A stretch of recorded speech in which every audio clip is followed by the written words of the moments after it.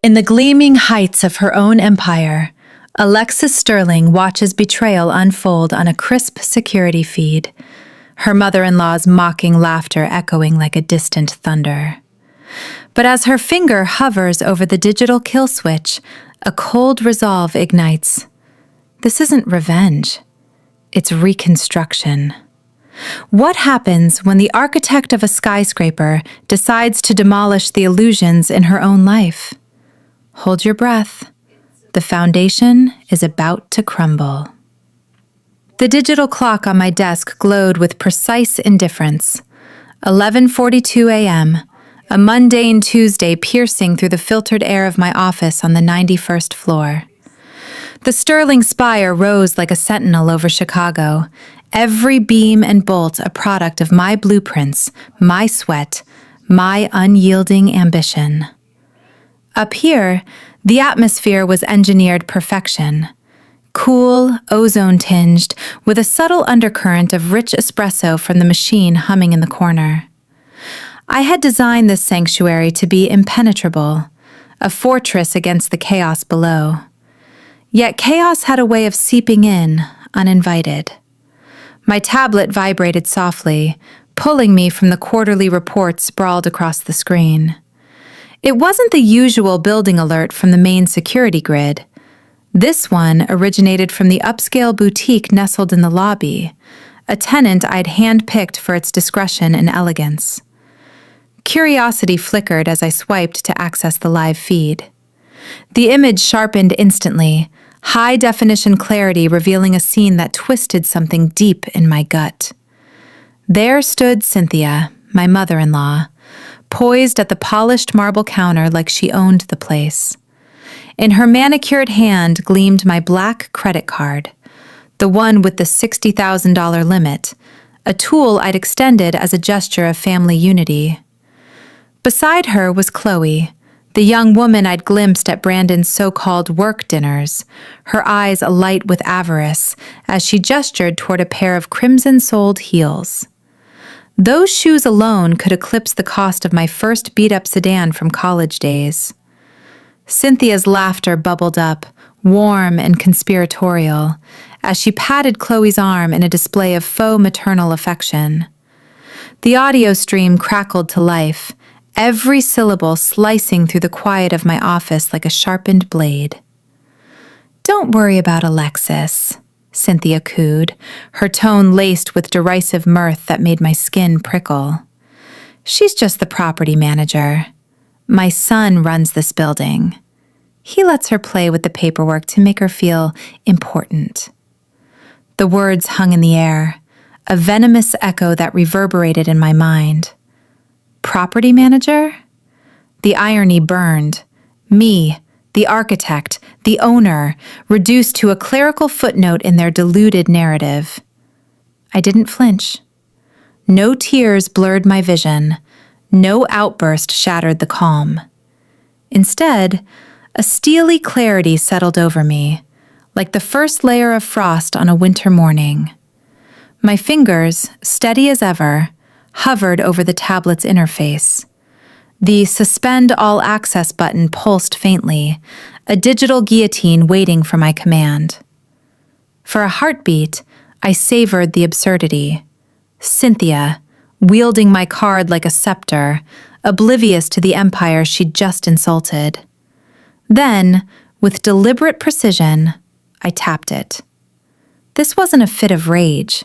It was Protocol Zero, a calculated implosion I'd mentally rehearsed in quieter moments of doubt. No dramatic hurling of devices against the glass walls that framed the sprawling cityscape. I simply navigated to the master control app I'd personally coded during the spire's construction, a godlike portal granting dominion over every system, from climate controls to the financial backbone. My hands moved with the fluid grace of long practice, each keystroke a note in a symphony of retribution. First, the financial arteries. I dove into our joint accounts, not merely freezing them, but triggering a full security lockdown, the kind reserved for catastrophic breaches. Instantly, the system branded every Hayes-linked card as compromised, a red flag rippling through the networks. Down in the lobby, Cynthia's terminal would be blaring denial, the transaction crumbling like ash. I could picture her face flushing a furious scarlet, clashing grotesquely with the opulent surroundings she so coveted. Internal thoughts raced. How long had this contempt festered? Had I been blind or willfully ignorant, propping up their facades while they chipped away at mine? Tension coiled in my chest, a slow-building pressure like storm clouds gathering on the horizon. Next, mobility, their escape routes. I pulled up the valet logs, eyes scanning for Brandon's prized Aston Martin, leased under the Sterling Architecture's fleet. It idled in the VIP lane, engine purring with smug readiness, a prop for his business lunches that I now knew were trysts with Chloe. A quick tap summoned the head of security. Vehicle license Bravo Echo 7 is unauthorized, I typed, my message slicing through the ether. Tow to impound immediately. Release only with my biometric signature. Watching the feed, time stretched agonizingly. 2 minutes ticked by, each second amplifying the suspense. What if they noticed? What if Brandon appeared, all bluster and demands? Then, my team materialized, loyal shadows I'd compensated generously for their discretion. The valet, brow furrowed in confusion, surrendered the keys. Hooks latched onto the sleek chassis, the tow truck groaning to life. Brandon wasn't just losing a car, he was shedding his emblem of virility, his illusion of control. The air in my office grew heavier, the low hum of servers in the corner the only soundtrack to this unfolding drama. Downstairs, their world teetered on the brink. Up here, serenity reigned, a perfect vacuum. Finally, the coup de grace, access. The Spire's private elevator, a sleek rocket from lobby to penthouse, demanded biometrics, a luxury Cynthia adored for its elitist bypass of the masses. I accessed her profile. Family authorization mocked me from the screen. With a flick, I erased it, downgrading her to guest restricted. Brandon followed suit. 4 minutes, that's all it took. 240 seconds to excise them from my financial veins, their wheels, their very entry to my domain. Silence enveloped me, absolute and profound, broken only by the server's whisper as they etched this new reality into code. Below, pandemonium brewed. I could almost hear the echoes of their confusion rising through the floors. But I wasn't merely a scorned wife unraveling an affair. No, I was Alexis Sterling, liquidating a liability, dismantling a flawed structure. And this was only the foundation cracking. The real demolition lay ahead. The silence in my office thickened, wrapping around me like reinforced concrete. I swiveled my chair slowly, the leather whispering against itself, until the full sweep of Chicago sprawled before me, steel and glass catching the midday sun in sharp, unforgiving flashes. This city was my creation, my proof of concept. Yet for 5 long years, I'd permitted a structural flaw to fester inside my own walls. A husband who wore my success like borrowed tailoring, and a mother-in-law who treated my empire as her personal ATM. I closed my eyes for a moment, letting the memories surface in cold, clinical detail. Brandon hadn't swept me off my feet with charm or ambition. I'd selected him the way one chooses premium materials, durable enough on the surface, aesthetically pleasing, low maintenance. The grueling pace of building Sterling architecture had left little room for conventional romance. Power imbalances at home would have been exhausting. Endless negotiations over dinner, subtle power plays in the bedroom. No, I wanted equilibrium without effort. So I engineered it. An $18,000 monthly stipend disguised as consulting fees, a wardrobe allowance, gala appearances where he could flash that easy smile and deflect questions about his development projects. He was my camouflage, proof to the world and to the whispering board members that Alexis Sterling wasn't some icy, untouchable lone wolf. At least she has a husband, they'd murmur at industry events. She can't be entirely ruthless if someone chose her. Brandon was my beard for normalcy. Cynthia came as the optional add-on, the imperious mother-in-law who completed the picture-perfect family illusion. I'd tolerated her barbs, her demands, her casual appropriation of my space because the math had checked out. Minor irritants in exchange for uninterrupted focus. Gratitude, I had calculated, would cement the arrangement. Money buys loyalty, doesn't it? Wrong equation. I'd purchased compliance, not respect. And like any under-supervised contractor spotting an unattended cash drawer, they'd begun helping themselves. The realization didn't sting with betrayal's heat. It burned with the slow, purifying fire of clarity. I hadn't been deceived by a master manipulator. I'd miscalculated ROI on a bad investment. The foundation I'd laid, sand masquerading as bedrock, was showing fissures. But unlike a compromised high-rise, I couldn't patch this with epoxy and prayers. This required controlled demolition. My phone erupted into violent buzzing, shattering the stillness. Caller ID, Cynthia. From the lobby, 40 floors below, where her world had just tilted on its axis. I let it ring once, twice, savoring the anticipation like the pause before a controlled blast. Then I answered, switching to speaker without a greeting. Alexis! Her voice cracked through the line, shrill enough to distort the tiny speaker. What is going on? The card was declined, in front of important clients. I repeated her words back, voice flat, almost drowsy. Important clients? You mean the 24-year-old you were buying red-soled heels for? A stunned pause stretched, heavy with recalibration. She is an associate of Brandon's. Don't change the subject. You forgot to pay the bill, didn't you? You incompetent. I didn't forget anything, Cynthia. I leaned back, the chair tilting with a soft mechanical sigh. I canceled the card. You what? Before the outrage could crest again, my laptop pinged. A text from Brandon. What the hell, Lexi? My car just got towed from valet. They said you authorized it. Fix this now. Lunch meeting in 10 minutes. I stared at the message, then at the speaker where Cynthia was now hyperventilating. And I canceled the car service. I continued calmly. And your elevator pass. Right now, you're trespassing in a secure building. Trespassing? The word exploded from her like shattered glass. This is my son's building. He built this. You're just the decorator.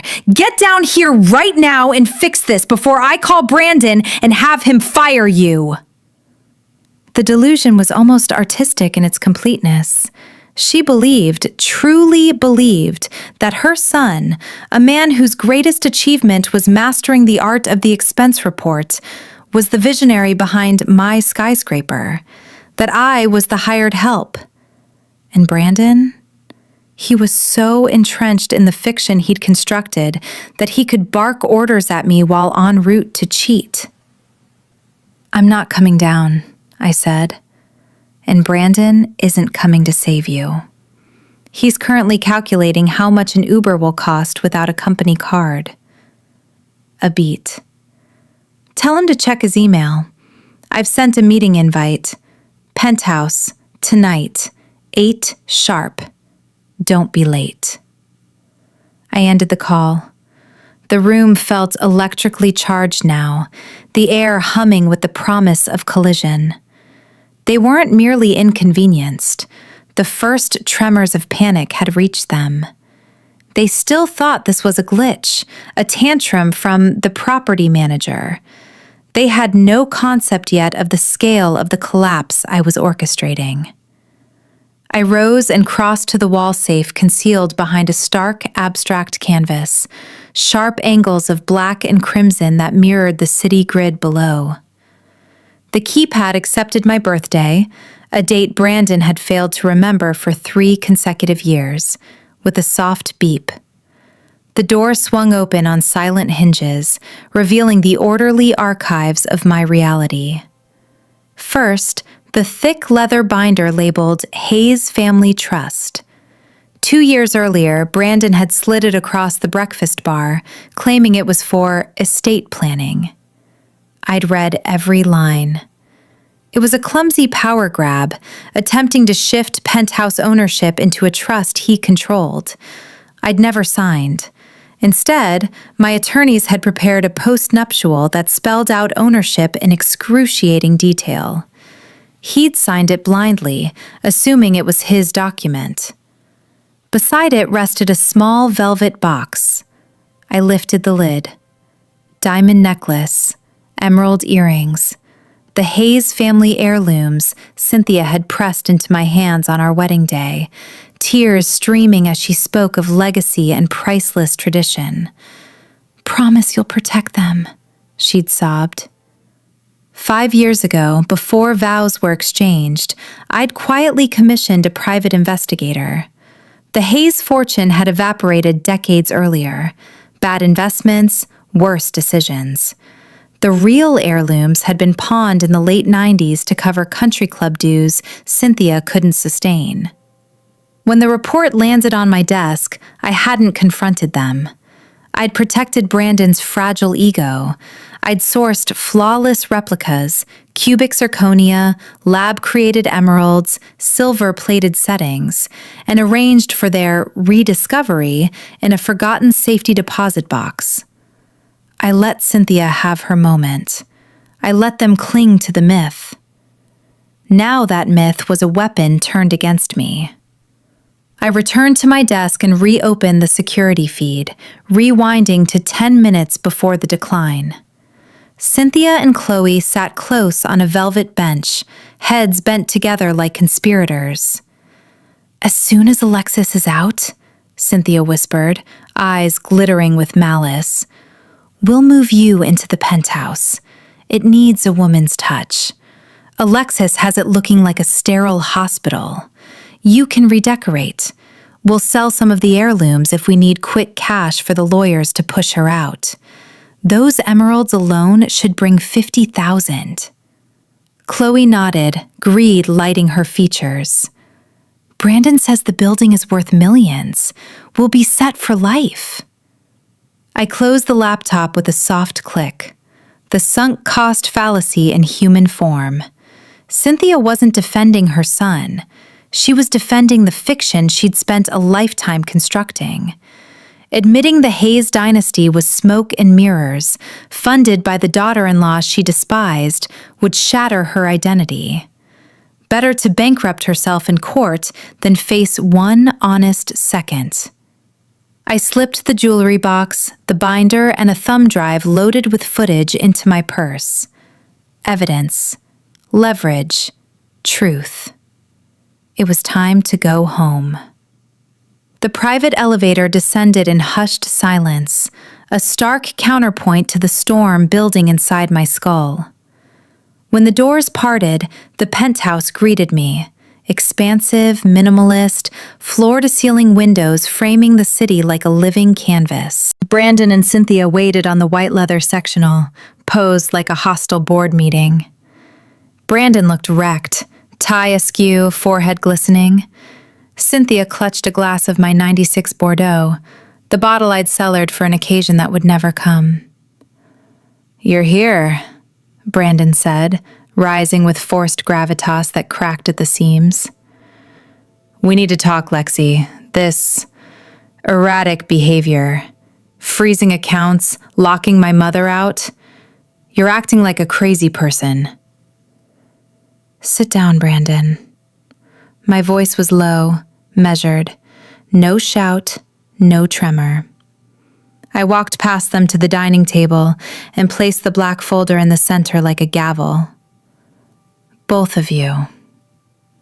Cynthia halted mid-pace, eyes narrowing at the folder.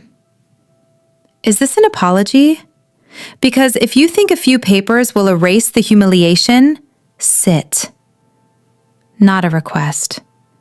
They complied, reluctance radiating from them like heat. I remained standing. The shift in power was tangible, a sudden drop in atmospheric pressure before lightning. I'm not here to apologize, I began. I'm here to clarify the terms of your residency in the Sterling Spire. I opened the folder with deliberate slowness, each page turn a measured beat in the rising tension. The room's vast silence amplified every sound, the soft rustle of paper, the faint creak of leather as Brandon shifted uncomfortably, Cynthia's quick, shallow breaths. First, I said, extracting the thumb drive and slotting it into the wall panel. The massive screen above the fireplace flickered awake, bathing the room in cold blue light. I pressed play. Cynthia's voice filled the penthouse, sharp and intimate. As soon as Alexis is out, we'll move you into the penthouse. It needs a woman's touch. Alexis has it looking like a sterile hospital. You can redecorate. We'll sell some of the heirlooms if we need quick cash for the lawyers to push her out. Those emeralds alone should bring $50,000.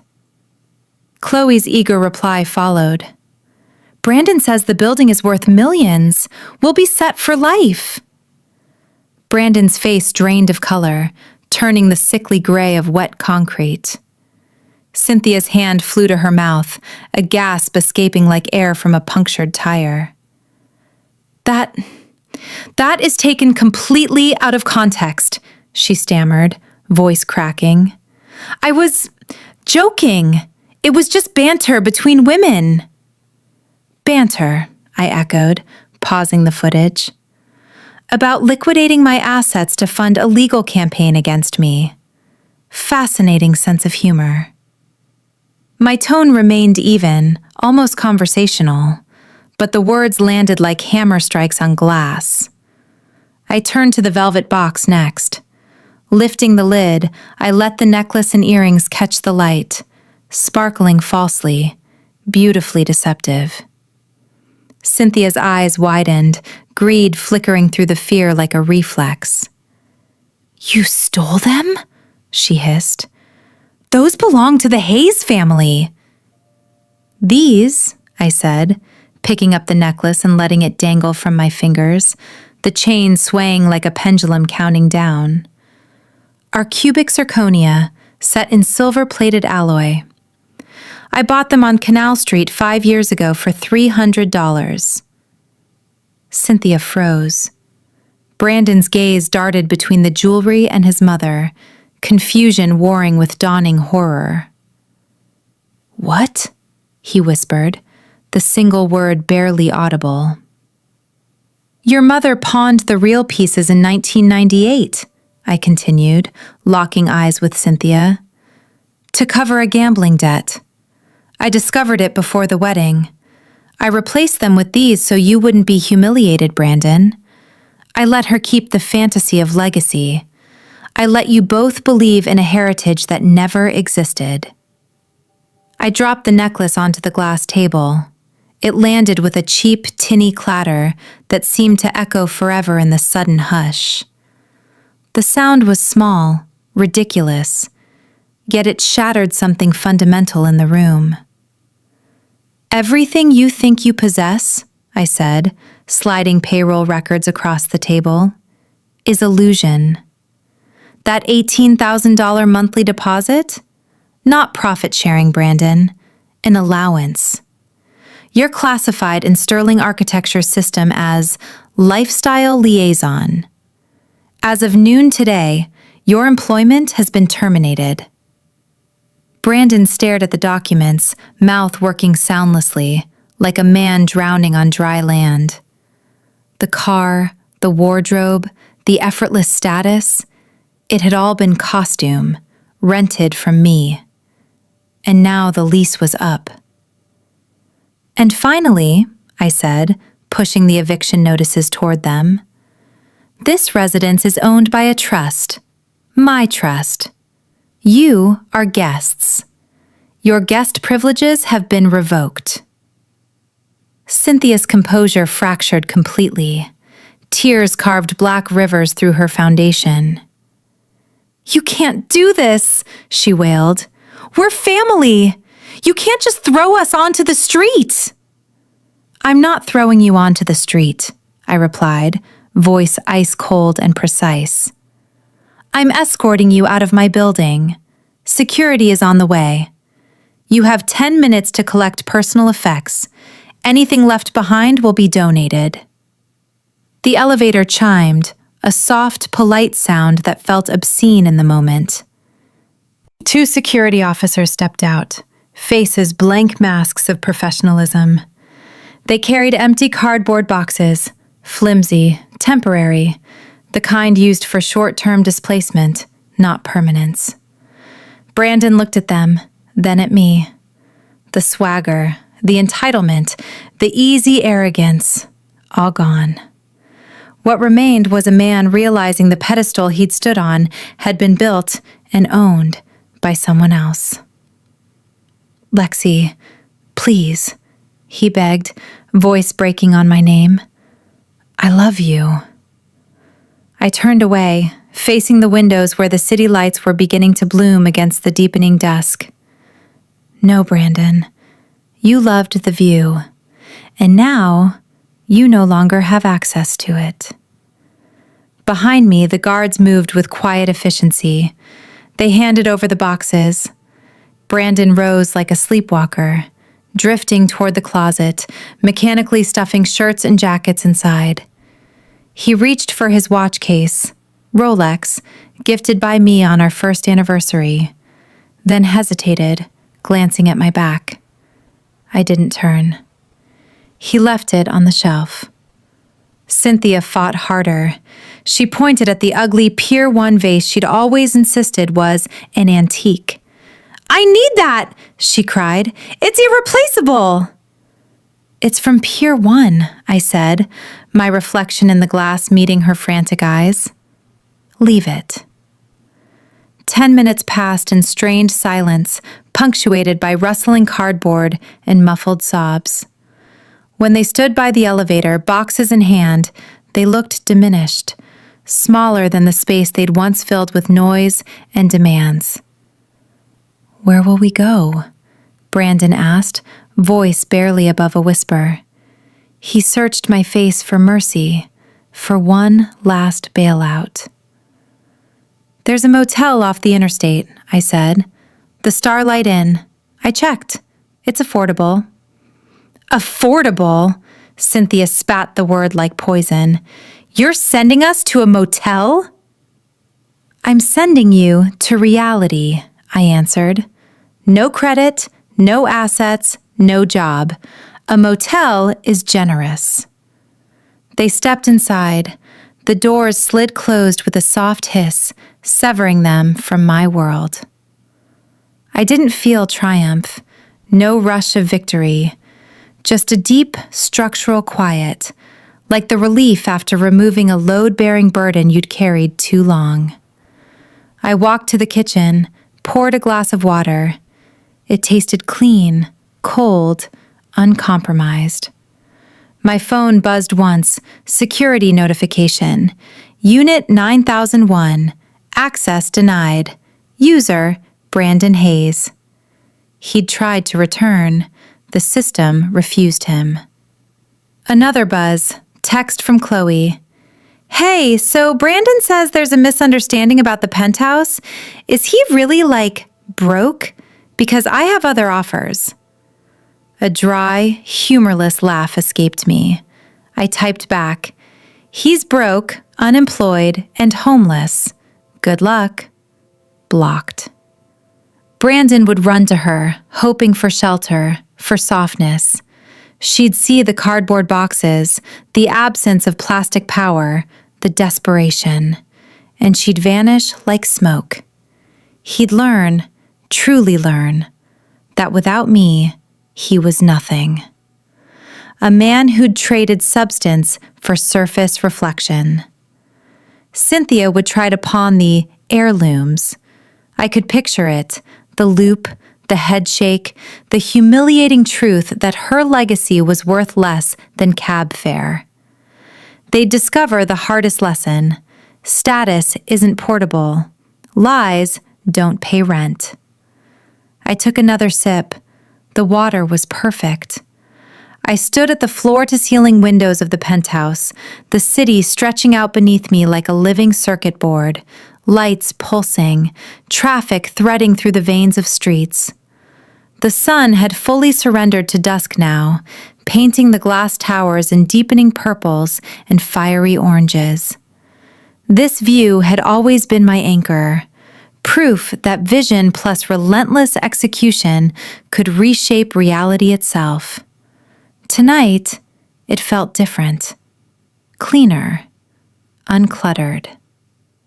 In my hand, the tablet displayed the master security interface, its screen a cool blue glow against the warm city haze.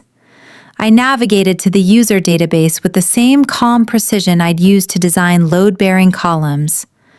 2 profiles remained flagged: Brandon Hayes, Cynthia Hayes.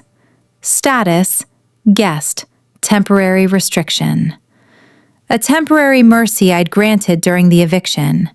Enough time to collect their things, nothing more. I tapped Brandon's profile first. His biometric data stared back: fingerprints, retinal scan, facial recognition map. The digital skeleton key that had granted him entry to my world, the penthouse corridors, the private gym with its panoramic treadmills, the executive lounge where deals were sealed over single malt. Every access log was a record of his entitlement, time-stamped and immutable. No anger remained. The white-hot fury that had powered Protocol Zero had burned clean, leaving only crystalline resolve. I felt like an architect reviewing final blueprints, spotting the extraneous lines that weakened the design. They no longer served any function. I selected Delete User. The system paused, a brief processing icon spinning like a slow heartbeat, then flashed green. Confirmed. User Brandon Hayes erased from the Sterling Spire's nervous system. To every door, every elevator, every camera in the building, he was now a stranger, a non-entity. I repeated the process for Cynthia. Delete, confirm, green check, done. They no longer existed within these walls, not even as ghosts in the access logs. The building had forgotten them. I set the tablet on the console and walked the perimeter of the living room. The space felt larger without their clutter. No half-read fashion magazines left open like accusations. No wine stains on the white rug from Cynthia's casual tastings of my private collection. No Brandon's cologne lingering in the air like an unwelcome signature. The silence wasn't empty. It was spacious, breathable. Some would call it lonely. I called it freedom. For years, I'd allowed them to squat in my mental real estate.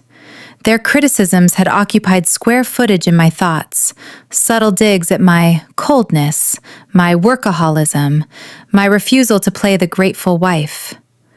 Their needs had demanded constant maintenance, emotional labor, financial patching, narrative upkeep. I'd let them convince me, quietly, insidiously, that a powerful woman needed these accessories to be whole. A husband, a family facade, proof of humanity. But structures don't require decoration to stand. Termites don't get evicted with anger. You remove their food source. You strip back to the steel frame and discover it was always strong enough to bear the load alone. My mercy had been letting them walk out with their clothes and the illusion of dignity intact. My justice had been ensuring they took nothing else. No unearned status, no stolen credit, no continued access to the life I'd engineered from nothing. They'd wanted the penthouse view without ever climbing the scaffolding. Now they were back at street level, staring up at what they'd lost.